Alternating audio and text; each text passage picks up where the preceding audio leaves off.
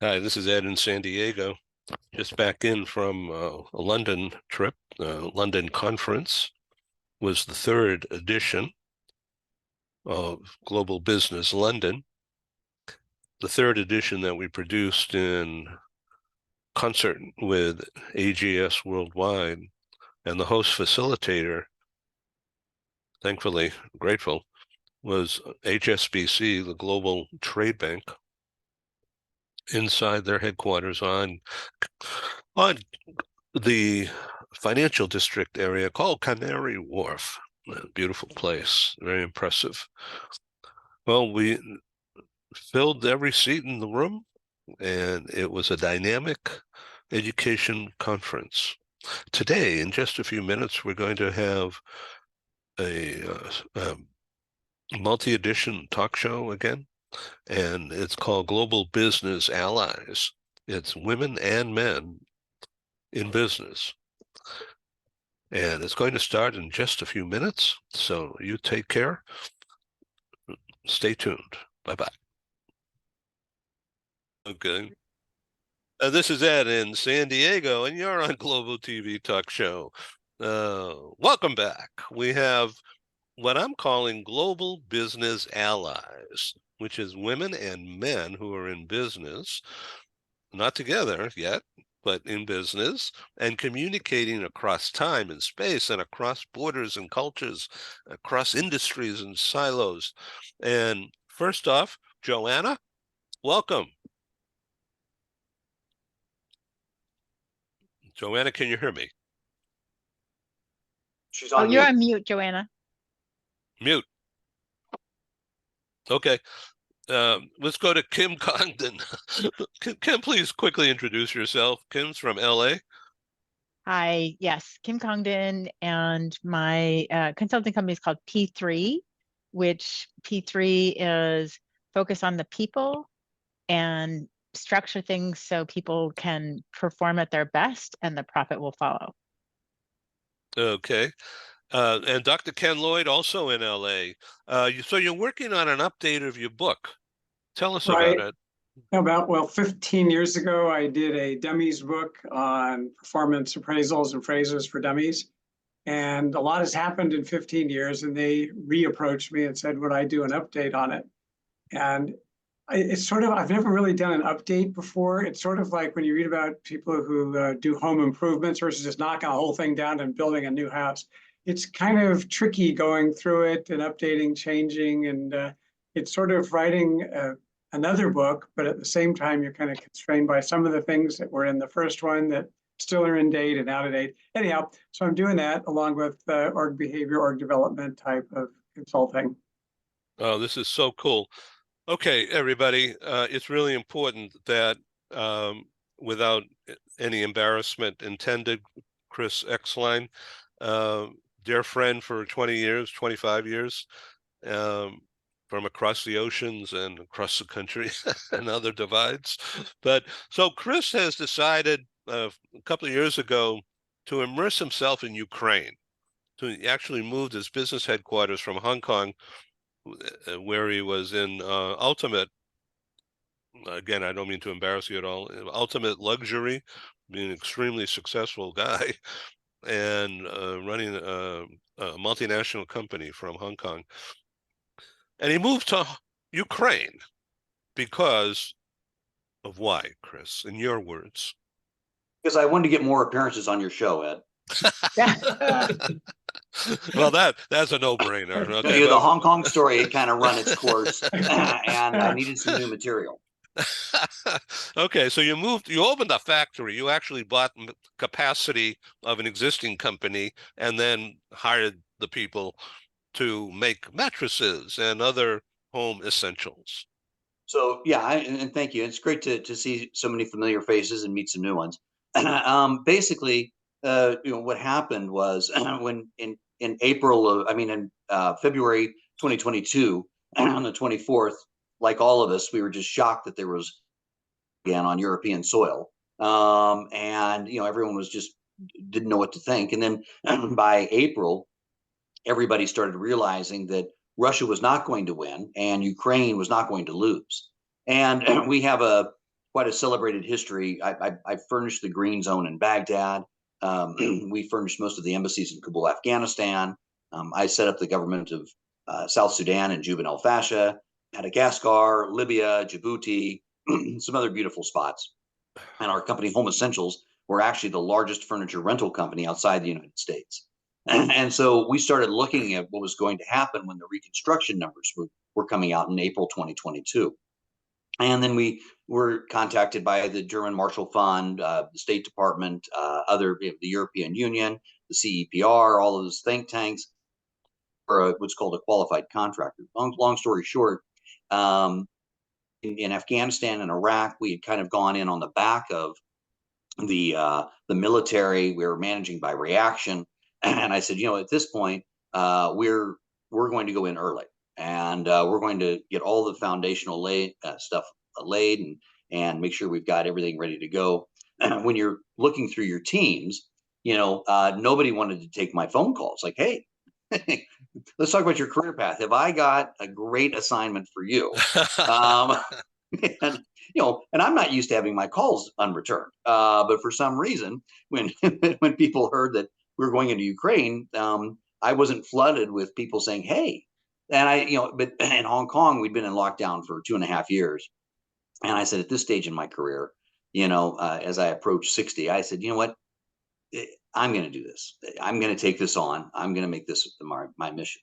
And I made the announcement, and then once it was announced within Ukraine that we were coming into the market, we were flooded with all these. They're called oblasts, but the different states or provinces saying, "Would you consider coming here?" And you get these investment proposals from these small towns, and like everybody else, my whole thought of Ukraine were like the gold domes of the Sophia Cathedral, or cannons in a wheat field, or Mariupol and the death. These towns are like out of a Disney movie. Castles, 800 years old, beautiful old towns. And so we looked at some of those, and our supply chain is all vertically integrated through China, and we began to realize that sending goods from China to Ukraine was a non-starter just because of the lead times and the cost. And since mattresses consumed the most volume, I said, okay, let's find if there's a mattress factory that's idle or about to be out of business, blah blah blah. And then so we found this little town of Kremenets, which is where we're based, and it's a town of 20,000 people, 40% unemployment. Most of the men are on the front lines, and there's 3,500 refugees. And we go there, and it's just we would all these small. And I said, this is what I want our brand to be. Our brand story is not going to be going from the 31st floor of a building in downtown Hong Kong to another glass tower in Kiev. And so we looked at it. We were initially going to buy the mattress factory, and for those of you that are in some form of international business, the first thing I asked for was an environmental impact study. Yes, have you done an environmental impact study? And I said, well, the European Union's coming, and this is a 6-acre site built in 1959, finished in 61. We just need to see if there's any toxins in the soil. Oh, no, soil's good. Yeah, the soil's good. There's plants growing. It doesn't, guys, it actually doesn't really work that way. Because as soon as the European Union comes in, if I own this, then I've got a tax liability that will wipe out my luxury lifestyle that Ed so eloquently described earlier in the conversation. And so that's how we ended up buying the capacity of it and saving those jobs. And then what happened was, so we started doing that. And then I some of these kids were sleeping on cardboard. And I asked the mayor and the city council, I said, because we didn't have really a retail distribution outlet for these mattresses. I said, do these people, do you need any mattresses? And they said, well, we don't have a budget for it. I said, well, we'll donate them. And they couldn't believe it. And so we started donating those mattresses. And by the end of May, we will pass the 5,000 mark of donated mattresses in Ukraine to the workers. Thank you, the military. And it's been probably one of the greatest events of I've never felt that I've accomplished anything more than when I personally are delivering these mattresses to the front, to the hospitals, to the orphans, to the elderly. And yeah, and so, but we also say that now I'm happy to our businesses are not only doing well, they're cash flow positive. Our first 2 stores that have been open for less than a year are cash flow positive. We've announced that we'll have 25 stores in Ukraine by the end of 2025, and we're the first furniture rental company in Ukraine, and we're opening up in these rural areas. So we call it a 2-track system, like on a rail, where you've got to have a successful business. We're doing something that the market needs. We're the first company to provide 0% financing. We're adding jobs. We're creating jobs. All of our products are purchased and sourced from within Ukraine, so we have a multiplier effect there. And we've been able to do a tremendous amount of goodwill within the country. It's staggering. I travel all over the country because I personally deliver every single mattress to where it's going. And so I've been on the front lines in Avdiivka, Bakhmut, Zaporizhia, Robotyne, and when you meet these troops that are defending this country's right to exist, like Israel, they're defending the right to even exist. And in our small town, Gary probably knows this better than most. I mean, I'm not always the nicest person, and people I've lived in kind of an incubated or closed off environment. You kind of plug in, even though you're in Hong Kong, you in a city of 8 million people, you plug in and plug out. But in a small town, I show up we've lost 85 people in a small, and you show up and you pay your respects, you put the flowers on his casket, and right next to you are these families that have lost a husband, a son, a father, and you're impacted.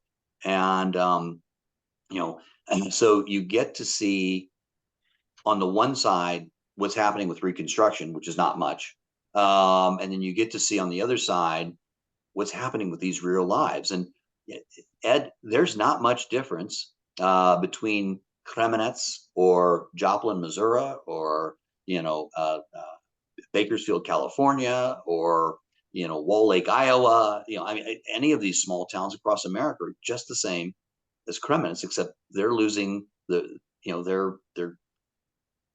men to this evil onslaught. Chris, thank you for that story and for your service. And here's somebody who's going to help. I'm not sure when or how, but Melissa Putz is a recognized genius in AI, and is she's currently employed by Deloitte in tech, very senior. And I've been blessed to have a friendship with Melissa. And she's introduced me to Dr. Harvey, and your involvement with Melissa is somewhat connected. You mentioned that you're trying to figure out how to use AI to help doctors and nurses with burnout and also better educate the patients about their own care.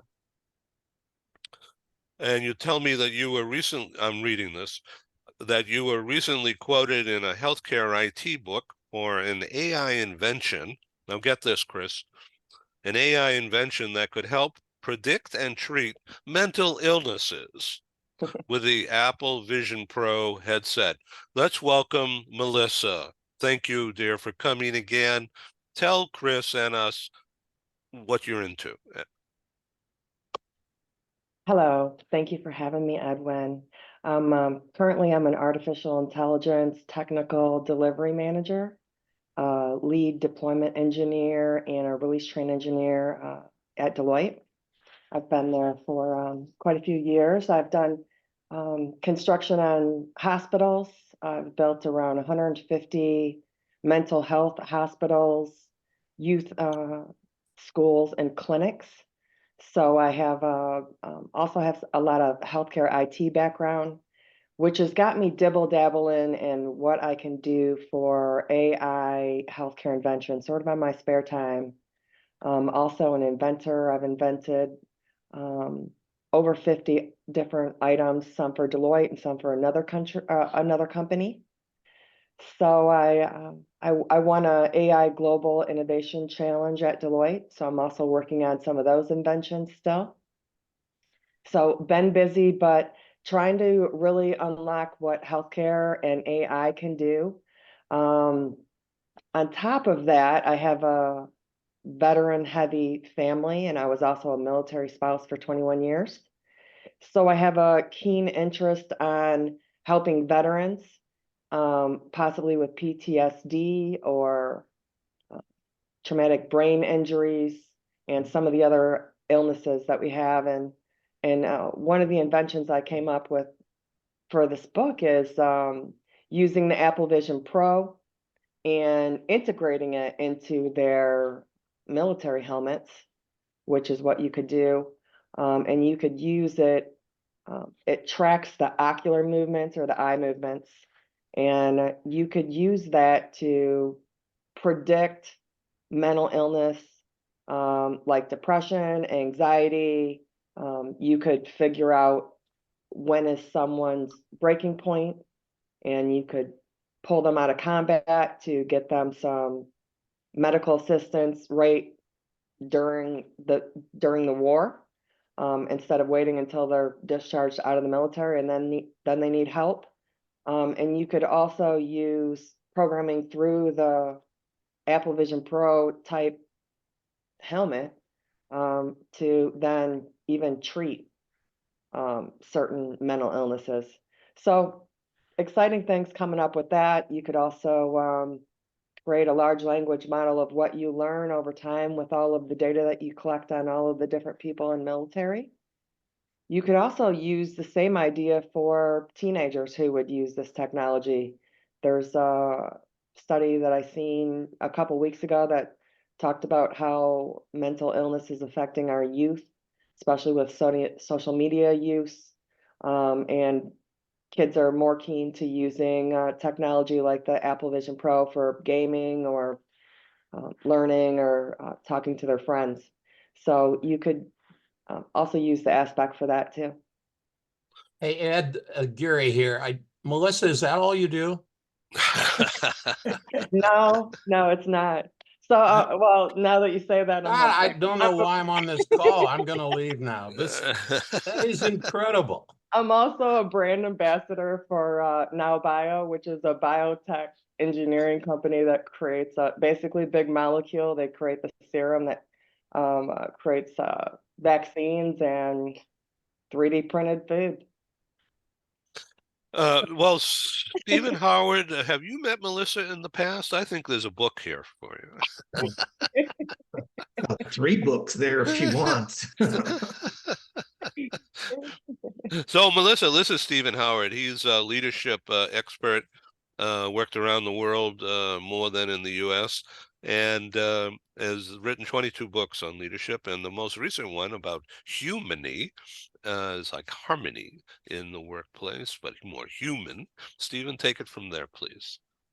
Well, that's a good description, Ed. The word humany I created based on humanity, and harmony. And when I did the research for the book and asked people, tell me what harmony feels like in your workplace, they typically laughed at me and said, there's no such thing as harmony. Why would we want harmony? Harmony's for orchestras. And so I dived into it, and the book's doing pretty well, and I talk about it. And yes, Melissa, I also help other authors bring their books to market. I've helped, I think, 8 or 9 authors now in the United States, even in people down in South America. I've helped them bring their books to the marketplace, but only nonfiction. I can't work on fiction books, only nonfiction. Okay, meet Kim Congdon. She deals in nonfiction. Yes, Stephen. Yes, we'll have to talk about nonfiction. So do I have the floor? Yeah. Okay, cool. All right. So, when I was thinking about this session today and the title was Global Business Allies, I was like, okay, let me even think about what are allies, right? So I went to Google and, because always the first definition that comes up was a noun. I thought, well, we're talking about nouns because we're talking about people. But the first definition is that a state formally cooperating with another for military purpose. I'm like, okay, that's not what we're going to be talking about for sure. But then the verb, which is interesting that it's a verb, is combine or unite a resource or commodity with another for mutual benefit.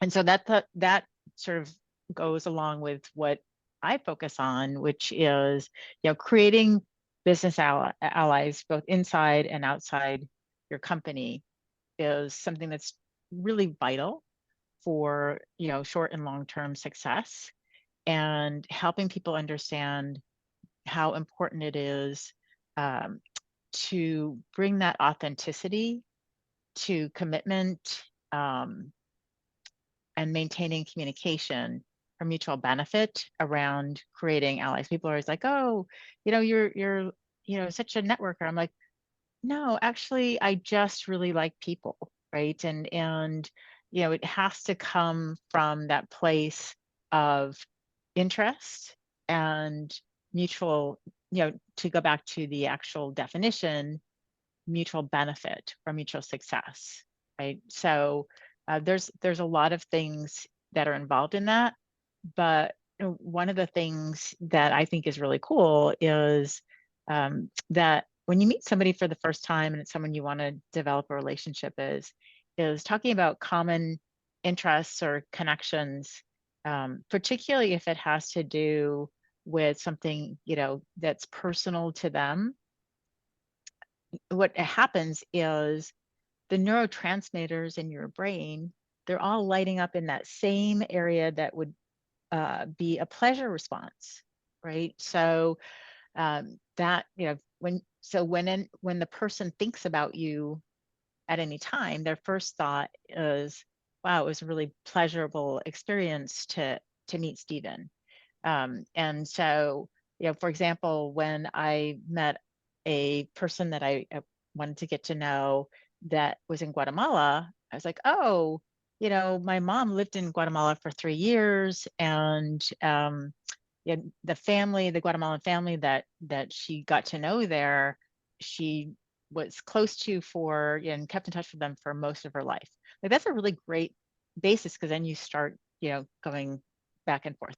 Anyway, so there's a lot of things around allies, but to me, that's kind of the foundation of not only this program, but of how I, go into a company or work from a coaching standpoint, of creating those lasting relationships.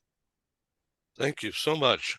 Okay, we're going to circle back. I want to introduce you to a first timer on the program. Really nice guy, Christian Turuneddin, who is open for work, has many years of senior experience in the employee mobility business. And Christian, welcome. And let's talk a bit about what you see is going on in the industry, the relocation industry, from a talent management point of view, actually a talent coaching or talent care is my new phrase, talent care. It's not a duty of care, the old thing. I call it duty to care, that Yes, companies have to definitely. care. Yes, Christian. Definitely. So, just to give you a little bit of background and maybe also explain my accent, I was born in Germany and grew up in Switzerland, and then moved to the United States 24 years ago, after having lived in the UK as well. So I moved a little bit as well, and then got into the relocation industry. And one of the things that I have been thinking about over the last few years was that not a lot of people seem to be talking about what can go wrong if you, to simplify it, skimp out on relocation benefits. It's all about, oh, we got to attract and retain talent. and it has to be at no cost if at all possible. Well, that doesn't work. So there are compromises in all kinds of ways, cost on the one hand, caring about the employee, and last not least, their families on the other end. And there are things that nobody ever talks about. One of them that occurred to me, because I have back issues, I'm not the youngest person anymore, is what happens if you give somebody a lump sum that's clearly not adequate for the whole relocation, and you tell them, hey, find your own movers or pack your own goods, and then they will do the heavy lifting for you. Well, guess what? Your hire that you've been trying to gain and get on your side is throwing their back out and is in bed for 3 months because they're not the youngest person either. And nobody saw that coming. So then what have you done? And as we were talking earlier about mental health, that was something that occurred to me this morning, is also, yes, it's another taboo. There are definitely marriages falling apart when people relocate. I know that of 3 cases I can think of that either where I moved the people as a consultant or members of my team did, where you start out with a family of 4, and after a month, there's only one person moving. And you can't pry, but you can kind of read between the lines what's going on here. So also for destination services, people that are helping these people in a new country, well, what happens if the relocatee is working hard, but the family can't handle it from a psychological perspective? Mommy, daddy, I want to go home. Mommy, daddy, I want to go home. Well, all of a sudden that business has to deal with the consequences. So the thoughts I had around talent and care of talent were around thinking about the things that the relocation industry doesn't really seem to think about too much. So thanks for giving me that opportunity, Ed. I want to bring in Joanna. Hello, Joanna. Welcome. Joanna, you're on mute on there. Okay, there you are. Yes, now I figured it out, finally. Yes. Well, Joanna, welcome and nice to meet Thank you. you. We've had a LinkedIn relationship for a We few have. months. Yeah. And Mhm. so I'm really happy to announce our June 10 live meeting uh, Mhm. is going to happen in Scandinavia, in Okay. Malmo, Sweden. And our host partner there is former and now under contract with a company called Air Liquide, or Air Liquide, as they say in Paris. So for some reason, Air Liquide has a major facility in Malmo, which is a suburb of Copenhagen. And so she's introducing me to some of her friends and contacts. And I have some people coming from London and Germany up into Malmo. And Joanna, and you've agreed to be involved also, and I thank you very much. Why don't you quickly introduce yourself? Yes. So I am right now in Stockholm, and I did join, well, not last time, but I did join once a few weeks ago when I was in Marbella. So I'm also moving around. Yesterday I was in Copenhagen, and we also went over to Malmö actually over the day. I don't know if I would say that Malmö is a suburb to Copenhagen, but okay, maybe. It's Sweden's 3rd largest city, but it's still sort of that small town flair to it, which makes it very nice, I think. So, I said that because I'm in Southern California, and San Diego is 120 miles south of LA downtown and 500 miles south of Silicon Valley. And so, but you get on a plane, it's only an hour. So Yeah, everything is a suburb here. yeah, yeah, Yeah. yeah. Anyway, thank you. So yeah, and I mean, interesting what you said about lump sum, Christian. I have been a relocator myself. We moved around for 10 years. We moved out as two persons. It was back then in the 90s, long time ago. It was me and my boyfriend.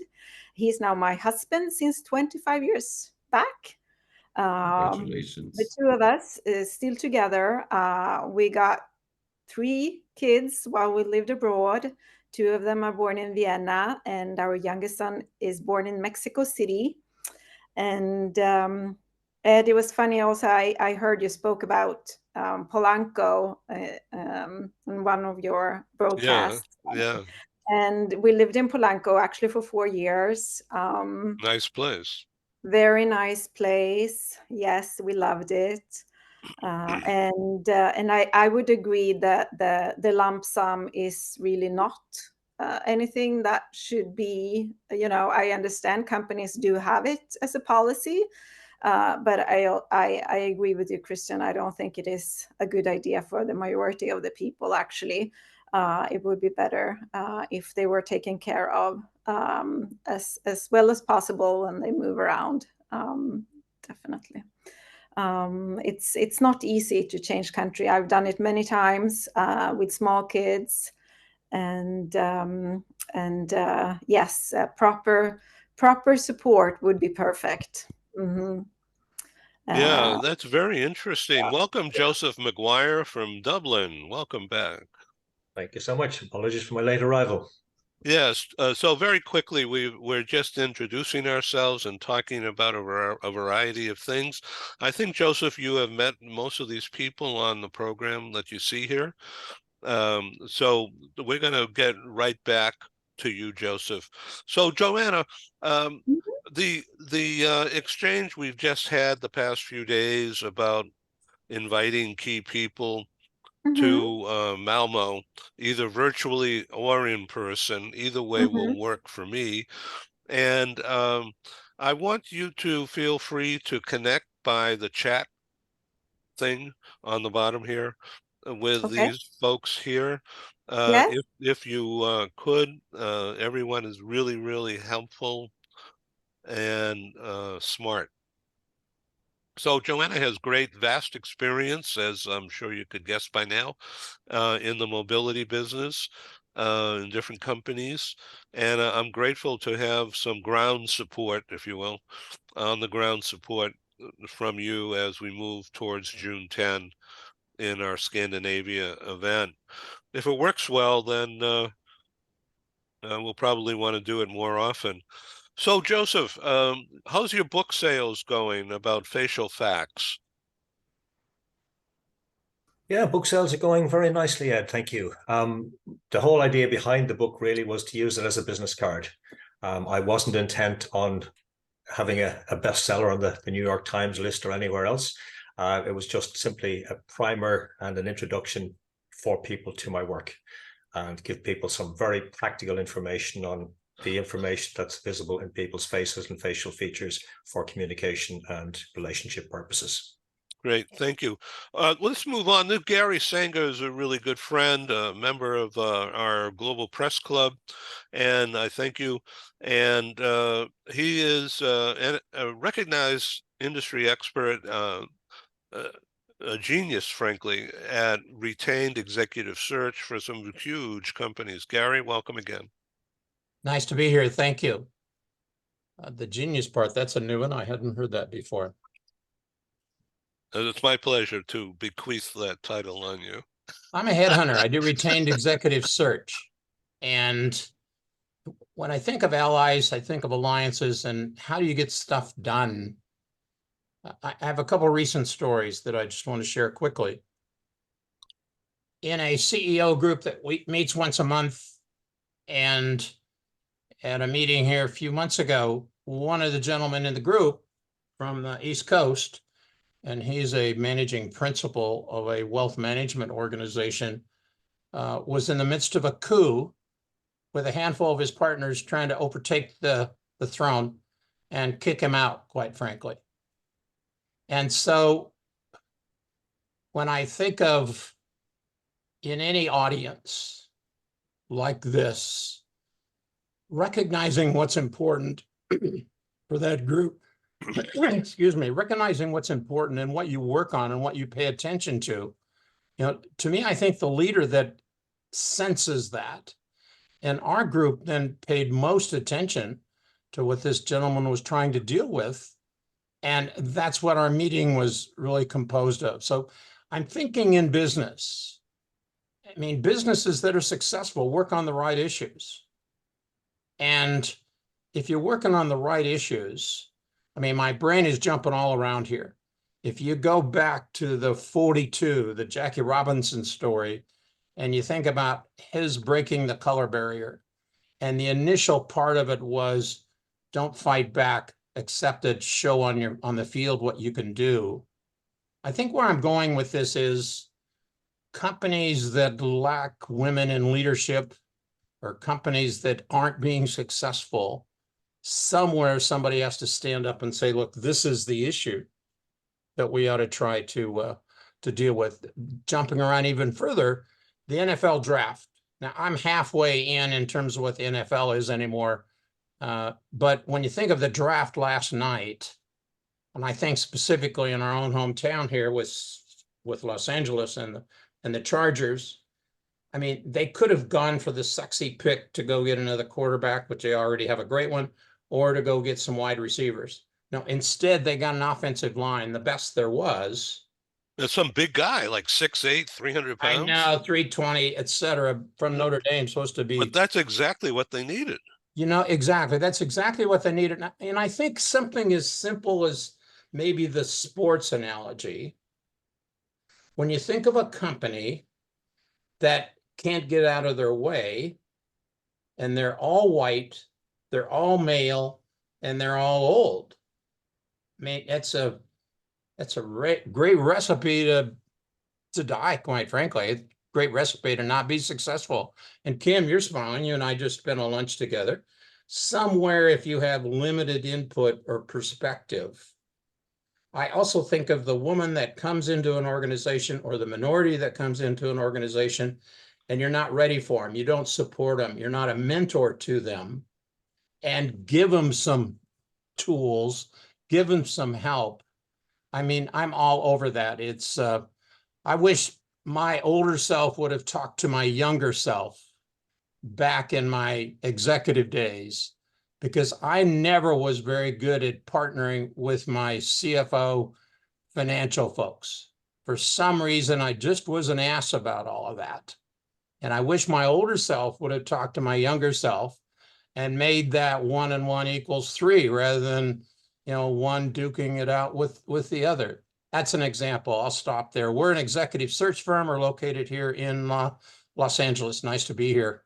So let's go back to Melissa. So you've heard a variety of stories here.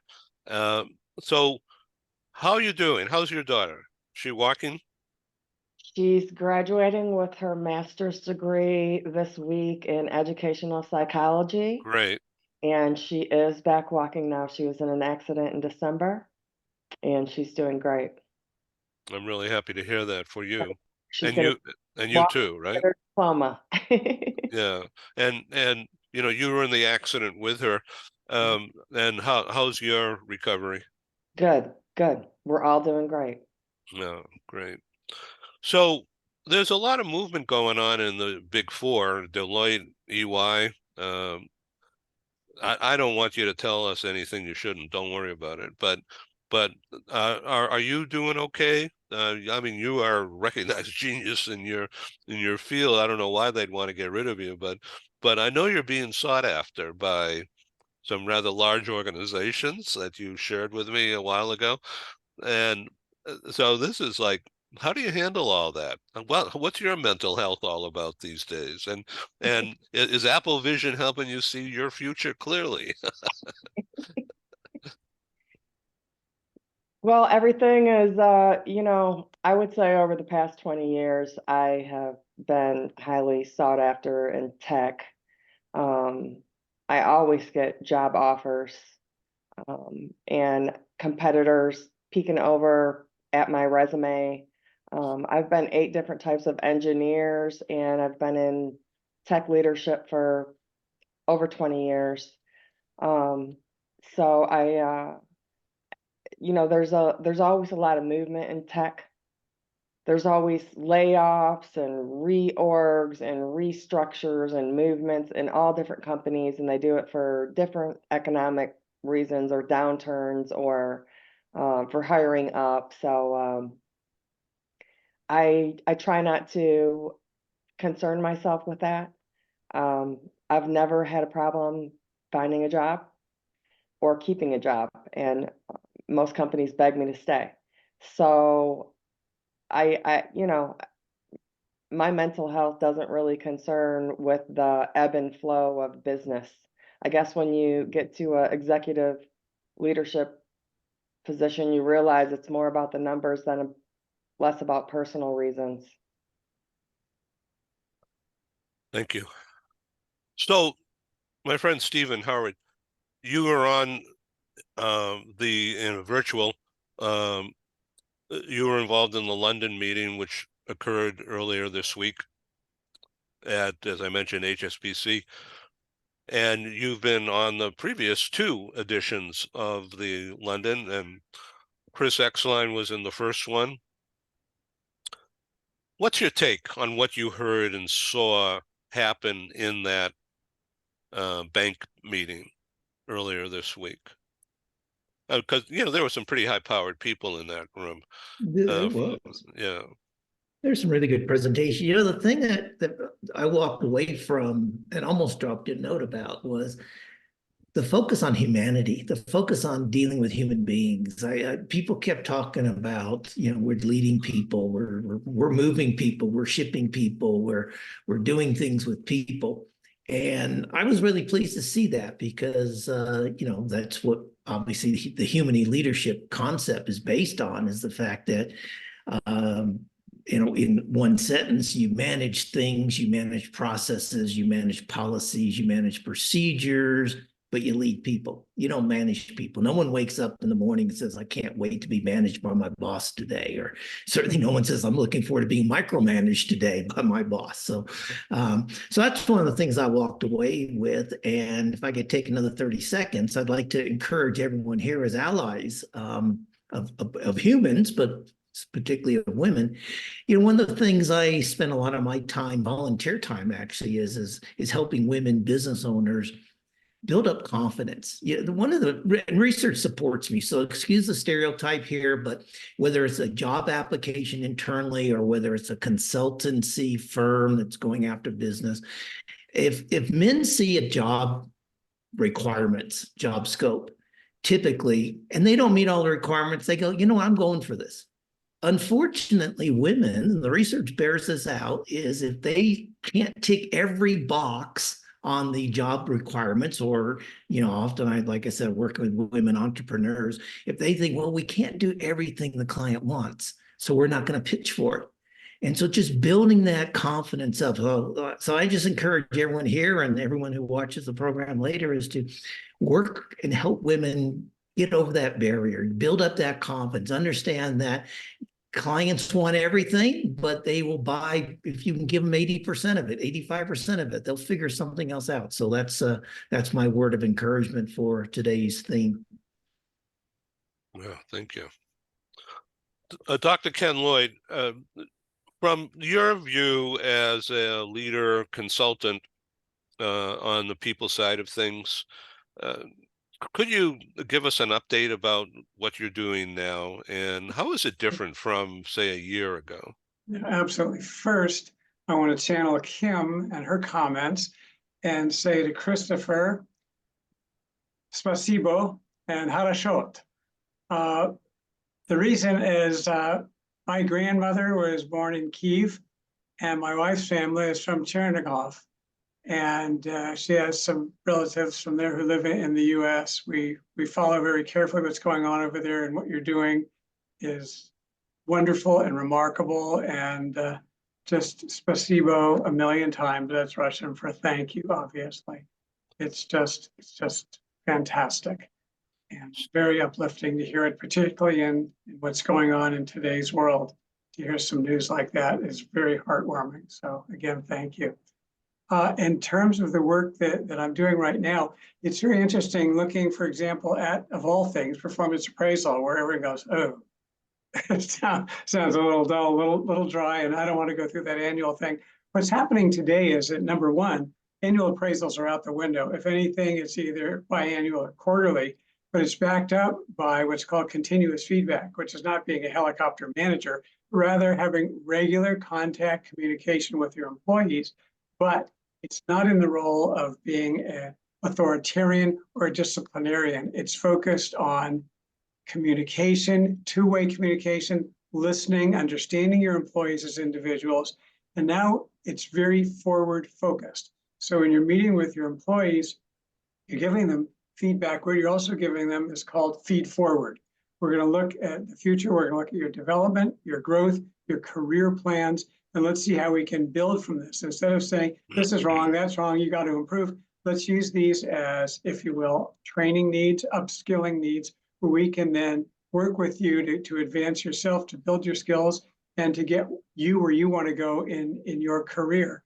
And frankly, research is showing that today's young employees, Gen Z, and certainly the millennials, are looking for more support, guidance, feedback. How are we doing? And they just don't want to have this annual once a year thing that then just gets thrown in a file. It's a whole different style of managing. It's far more communicative, far more respectful, far more trusting, and certainly builds engagement and even builds productivity.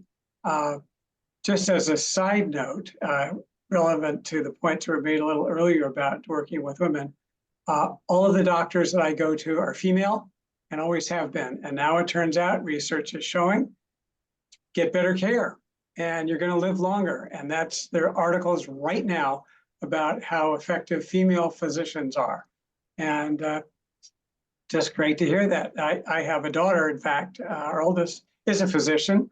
And I've seen it throughout her life, that there is an element of care starting when she was interested in medicine at 5 years old, and how she wanted to do things and help people. And it's all the way through. It's real, it's genuine, and the research supports it. So anyhow, nice to hear all of you. And I love the whole undercurrent of treating people so professionally, respectfully, trustfully, and building on that whole people bond underneath these conversations is just excellent. I'm really enjoying hearing what all of you are doing these days.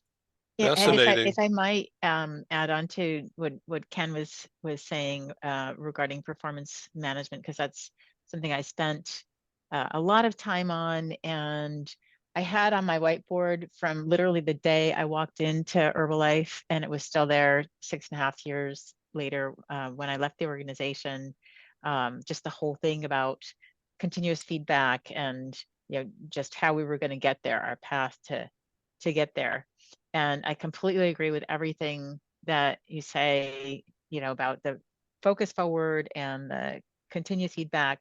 A couple of other things that I picked up along the way that I found really kind of a game changer is that performance management is always manager driven. But if it's a continuous feedback and you're asking instead of telling as the leader, all of a sudden that level of anxiety, because let me tell you, no matter how much of a strong relationship and no matter how confident you are, to go back to that, and it might be going back to that piece about women, I don't know, but you get that nervous, like anxious feeling, like, oh, we're going to have a conversation about my performance. I wonder what's going to happen. If you turn that on its head and you're like, hey, tell me, what would you like to talk about from a standpoint of performance? What's one thing you did really well, and that you want me to know about, and what's something that you're working on? And first time around, people might not feel as comfortable, but over time, it's really going back to that allies. Everything's about building trust, and trust comes from giving it. Like, you have to give trust. People don't give you trust. You have to give them the trust, right? So we put in a system to facilitate, when I was at Herbalife, that kind of conversation.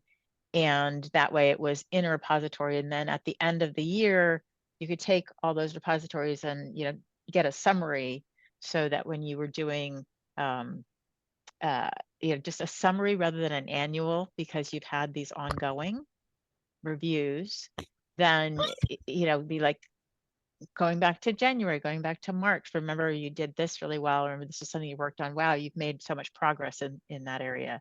And I found that was super helpful. The other thing, not so much performance related, but back to Stephen's comments and your comments, Ken, about women.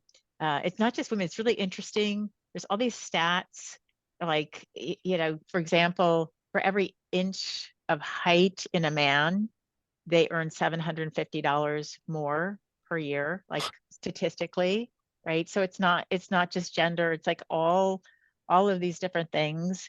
And to go back to like on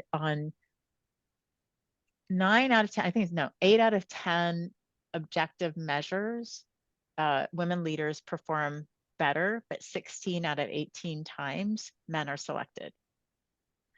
So, we've got a ways to go. So Christian, we've never met in person, and I've always seen you sitting down, but now I see that you write in the notes that you're 6'3". Yeah, I'm waiting for that money. That's funny. So Chris, Christian, let me ask you about your search, your work search, and don't forget this Gary Sanger sitting right here.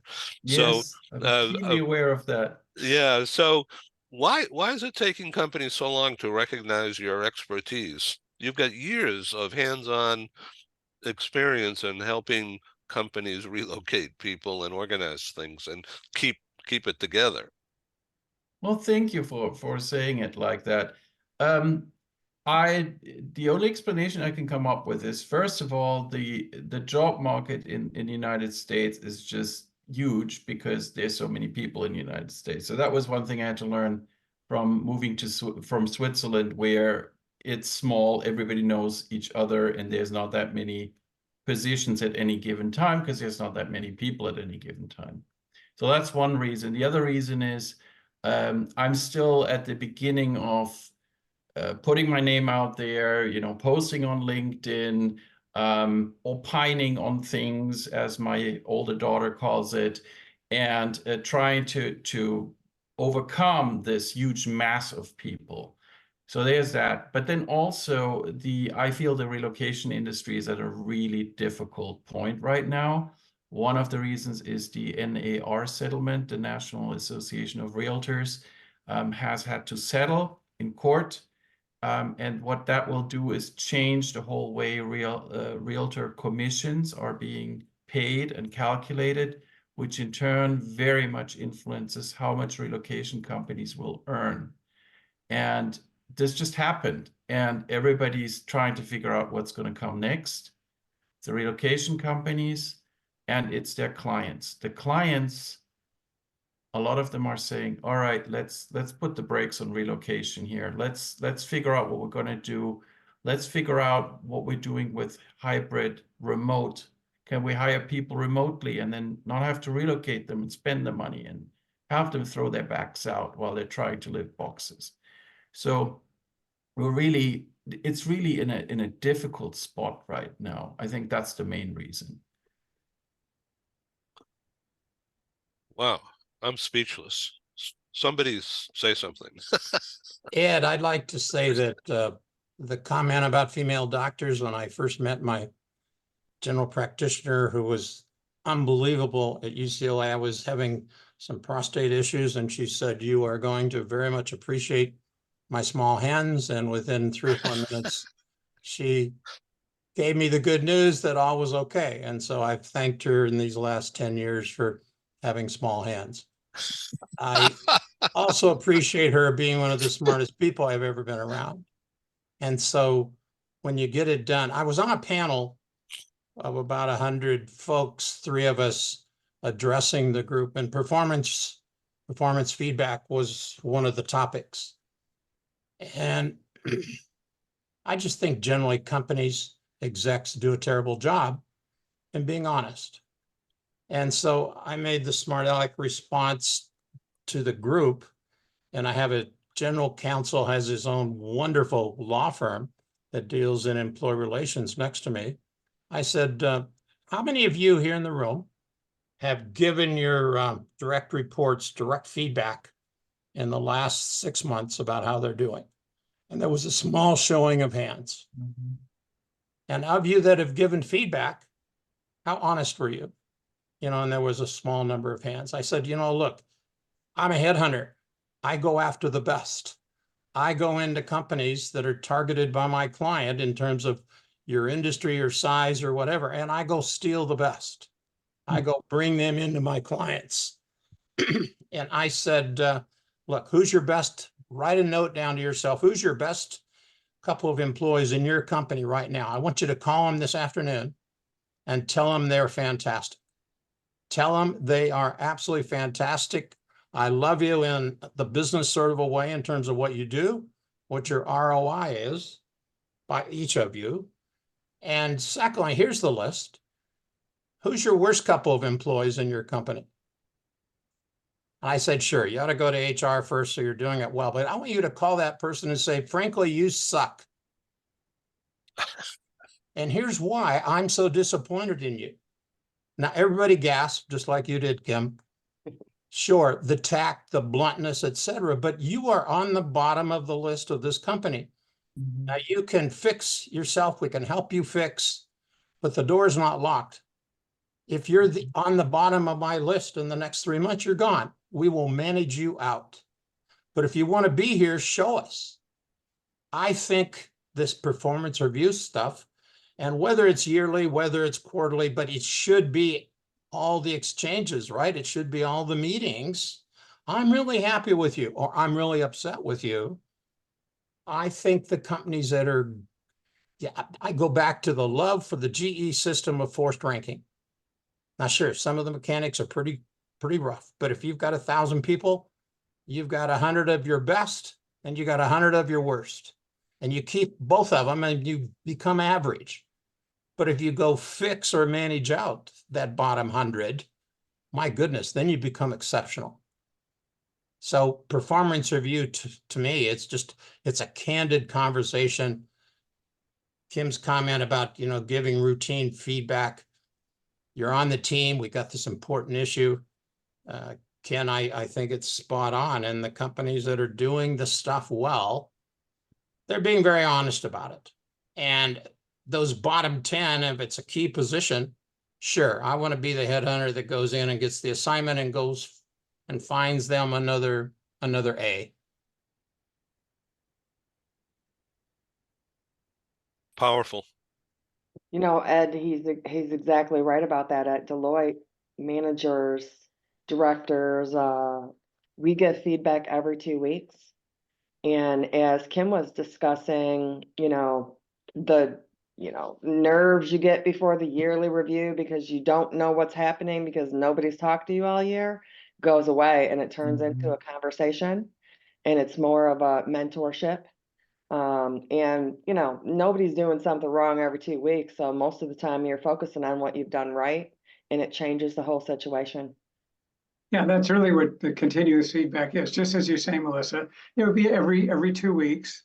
And in some cases, even have the employees schedule a meeting. It's quite empowering. And it's, again, not a one-way, all right, it's every 2 weeks. I want to tell you all the things you've done. We're going to sit down, we're going to talk, we're going to have a dialogue. And again, we use the expression forward focused, looking at what we're going to do to continue to build and grow. The one thing employers have to be careful with employee ranking is that it kind of breeds a little bit of competitiveness. I might not share a good idea with you because you're going to get credit for it. It could make me look bad. It could interfere a little bit with the cooperation, teamwork, and collaboration. I'm trying to make myself look good and maybe make you not look so good. I'm not saying that happens. I certainly get it in terms of what you deal with those who are not performing well. But on the other side, we have to be careful that we're not undermining the potential for cooperation and communication between the employees. And again, with those bottom ones that Gary, you certainly alluded to it, is what can we do together? What can we do to get you up and performing well? You said, look, if you don't do it, you're out of here. That's a possibility, but let's focus positive. Where are the areas where you need some development, some guidance, some coaching, some support, and let's see if we can do it. You're in this company for a reason. We hired you. We felt you've got a lot of ability and potential. How can we build on it with you? And yeah, sometimes it doesn't happen. You know what? Then it's a performance improvement plan. It's documented. It's in writing, so it's not just telling them you don't improve. It's showing them they've signed off it. It's time dated. Here's what will happen. But that's kind of the last resort. But if you have to do it, sometimes you do. You prefer the positive and developmental approach. But as you said, there might be some that just need the extra prod. But to protect the company, it's always good to have they call it a PIP. I'm not wild about the acronym, but they call it a PIP. Just make sure you have that in place as you proceed for employees who steadfastly refuse, willfully or not, to pick up their performance. Thank you. Yes, Christian. So, Ken, I completely agree, and that's what I've been trying to do as a manager. Working in a field where it's really difficult to find people, and if you find people, you have to train them for 1 or 2 years. So it's very unlike the 1,000 people in the Jack Welch approach.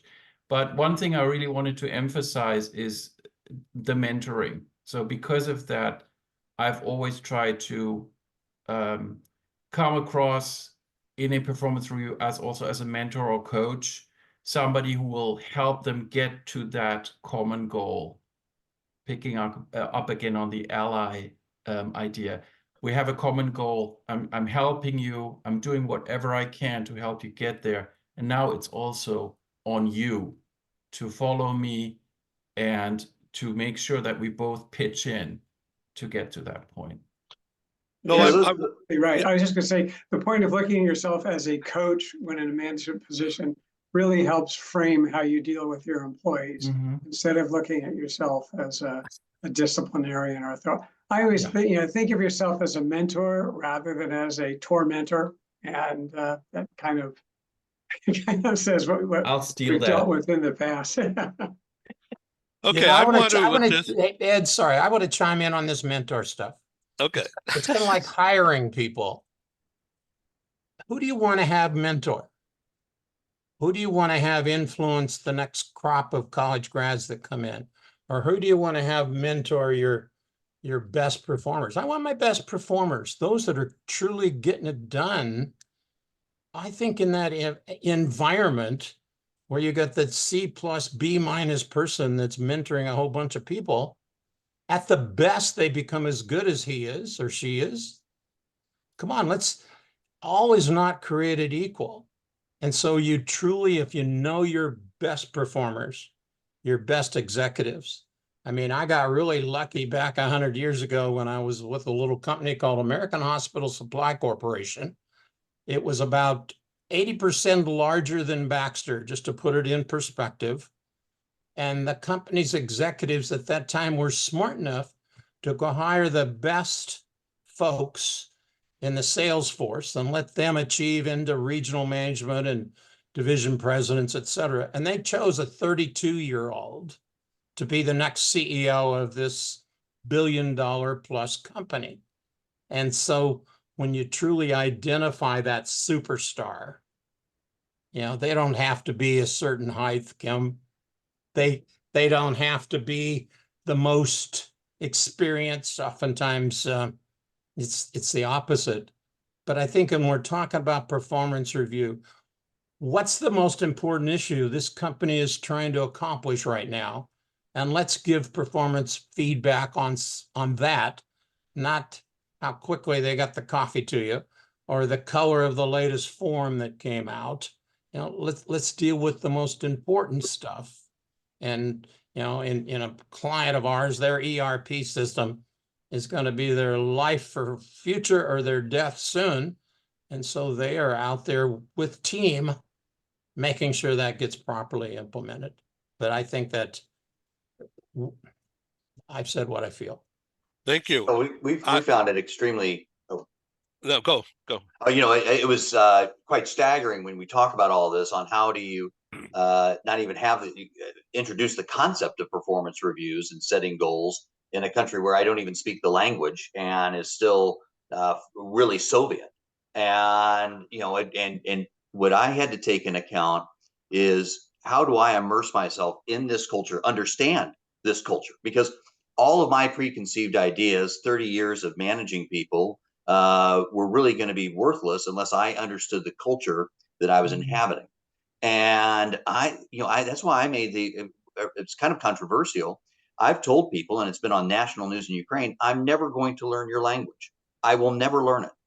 And the reason for that is not because I don't love the Ukrainian or the Ukrainian culture, but I, having more of a sales and marketing bent, am constrained by my worst impulses of being a salesman and have to be very process driven. And I communicate with people through Google Translate, through interpreters, but yet it really forces you to impart upon your employees what we will do, what we won't do. These are the goals. They come back with excuses on why they can't do them. Some of the excuses are valid, and we look at those and interpret them. Some of them aren't, and we dismiss them. But by understanding that culture has also made us a much better retailer.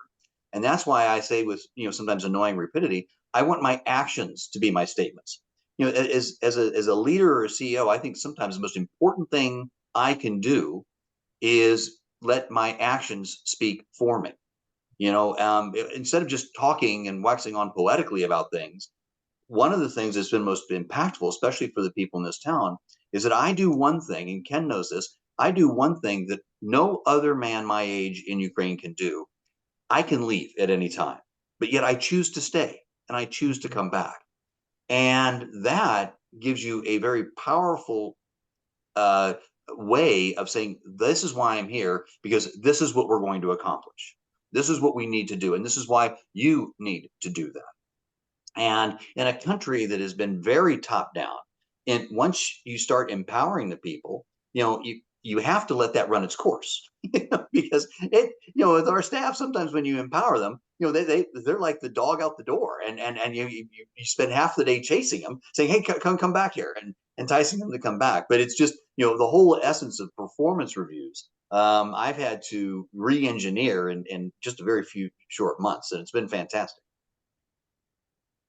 I want to go to our two Europeans right now, Johanna and Joseph, and ask for your your involvement here. And do you think, Johanna, that this kind of impromptu, unscripted dialogue can go well in our meeting in Malmo? I think so, but might be harder with fewer non-Americans. I think the Americans are more like outspoken and used to talk in this kind of format, probably a little bit more than at least Scandinavians, that's for sure. I also wanted to comment on what Gary spoke about, take the bottom 100 and, lead them out the door. I mean, you could never say that to a Swede. Actually, you would probably be sued if you did. You would be kicked out yourself if you said so.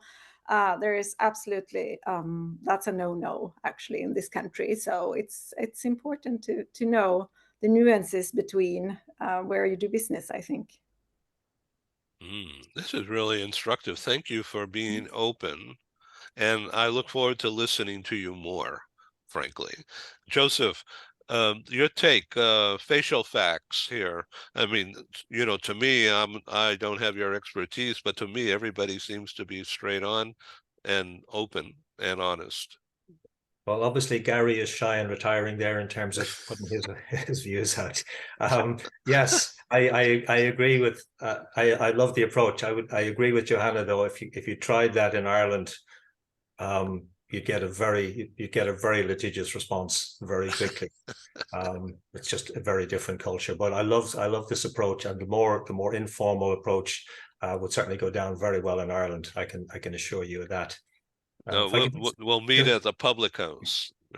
Yeah, absolutely, or something similar. If I could just throw in a couple of anecdotes from my own experience relating to what various people here have said. My older daughter works for one of the bigger tech companies here.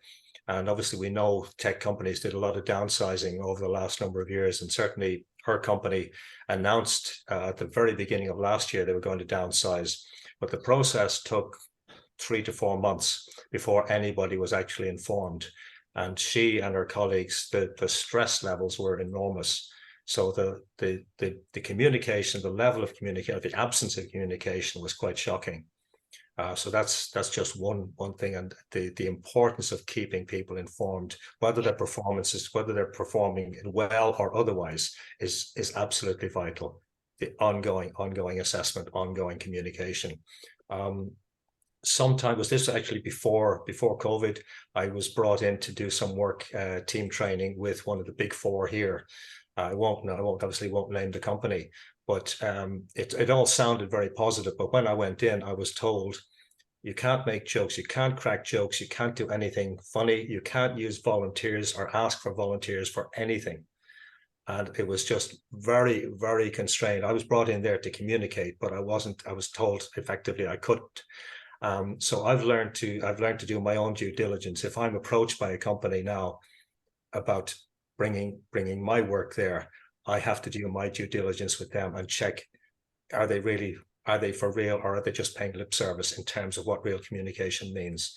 And unfortunately, there are still too many where at the top, the people are, shall we say, very insecure about their position and are very controlling about what happens, which goes back to Gary's point, I think, about people being promoted. I know you didn't express it that way, people being promoted above their level of competence and keeping others down rather than bringing the top talent to the fore. But still an issue that needs to be really addressed. Chris Exline. Hey, everyone, I have to run. I just want to say thank you so much, Ed, for this forum. I think it's been a fantastic discussion. I would love to stay in touch with all of you. I'll put my email in the chat box. And I hate to make a shameless plug, but if any of you have a desire to donate a mattress, I'll put that restassuredukraine.com website on there. And I would covet the opportunity to speak with all of you individually. Ken, with your family, Melissa. I don't know if I could keep up in a conversation with you. I think the funniest takeaway was Gary having it spot on. I think you need to have a better time management. Kim and Johanna and Christian and Joseph, again, wonderful to meet you all. Thank you so much, Ed, for these engaging forums. I think that as someone who owns businesses in Europe, I understand exactly what Johanna is saying. If I did that in Spain or France or Italy, I'd be escorted to the airport. But everyone, thank you so much for your kind comments and concerns, and I hope to stay engaged with you for years to come. Chris, stay safe. Welcome. Congratulations on what you do. Thank you. Welcome. Back to you, Chris. Here, Chris. So we're going to end this now in the next 5 or 6 minutes, and I welcome you to come back to do it again in a month or so. Keep you all informed. I have a couple of announcements in addition to the Malmo meeting on June 10, where we've been invited by Ernst & Young to produce an in-person talk show inside their global center in New York. That will be on May 29. We have already secured half a dozen corporate senior managers of various capacities to be in person live. And so that's May 29. And then the next day, May 30th, in Midtown Manhattan, I'm going to launch a new series called the C-Suite Boardroom. And we'll be talking about policy at the top level and how it impacts everything else, including HR and mobility. So I thank you for participating again with me on Global TV Talk Show. It's really an honor. I've learned so much. Most of what I've learned is how to behave on camera and try to impart what I've learned to my future guests. So Joseph, it's a delight to have you on the program again. And Sure. you've just launched recently a new campaign, a new business product. Would I give you the microphone here for a minute or two to give yourself a pat on the back and talk about this interesting way of communicating? Yes, I've given myself, or with on advisement from a number of colleagues, I've given myself the moniker of the human lie detector, and I know that can cause a few ripples in people, but in essence, really, what my work is about is trust. It's about communication, clarity, and trust, and helping people form relationships. The lie detector bit comes from the fact that I've been approached by so many people over the last year in particular who've been either deceived, conned, scammed, betrayed by people they thought they knew, or people who were very smooth and convincing and all of that, and helping people to avoid falling into that kind of trap. So really what I'm about is helping people recognize the red flags, but also bring up their own self-awareness, bring up their own self-confidence, because I have a background in martial arts from many, many years ago. And one of the things I learned in martial arts is if you carry yourself well, and if you carry yourself with real confidence and clarity, and your energy is bright enough, you'll deflect a lot of those things from happening in the first place. So it's really helping people to bring themselves into that place where they're just not going to encounter those kind of situations. Thank you so much. Melissa, thank you for your time and your energy and your insight. Now, you have your own stories of perseverance, personal story that you've shared on LinkedIn, not just with me. And I congratulate you on your stamina and your perseverance and your self-belief and making it work for you. I'm a warrior. Some of my coworkers will tell you that I never give up, and that's the truth. I never give up. I don't believe in failure. I believe in trying again. And it's kind of funny, Joseph, that you talk about the lie detector. I'm a little bit of a geek, so I did some research on the FBI and how the FBI reads facial expressions and also certain words, and they are basically human lie detectors. And that is fascinating. It's fascinating, just the human behavior of how people communicate is a fascinating, I used to do interviewing, so it comes in handy. So you know what? We just flew back from London, and Heathrow is really, really advanced. They've got all the high-tech stuff there, including the new facial recognition. Instead of when you go through security, you show ID, now they don't even care. They just take your picture, and if it shows up on any cross match, they're probably going to cart me away, but nothing showed up. So we got through okay. Lucky this time, Ed. Oh, I took my glasses off. So that helped it. LAX has that too now. Oh, yeah. Bradley. Yeah, interesting. So, Joanna, let's stay in touch, and I take your guidance. We won't get into detail right now on TV, but I take your guidance about being careful with approaching people who don't know who I am or who have no idea how good I do my thing. So I need your counseling and guidance about how to attract people to my conference in Malmo. Yeah, why don't we catch up after this? Okay, great. I'll give you a call. When is a catch-up meeting today? I will give you a call. Yeah. Yeah. Okay, my phone is right here. I'm going to turn off the silencer. So come on in. Okay, great. Thank you all very much for doing Thank you, this. Ed. Thank you, Ed. everyone. Thank Thank Thank you, you. Yeah, everyone. So appreciate I this. wish you well, Christian, and look forward to meeting you. Thank you. Nice to meet Thank you everyone. very much. Thank Okay. you, Ed. Appreciate it. Thank I you. got a Bye. cat flash. Bye-bye. That was a cat Bye. flash from Kim. I think that should go back for another bout. Oh. Thank you, Ed, this was awesome. Thank you. What's a Thank cat flash? Wait a minute. The cat just went by twice right in front of her. Oh, I see. Yeah. Tim's version of the invisible gorilla. And with that, ciao. Ciao. Thanks all. Be well.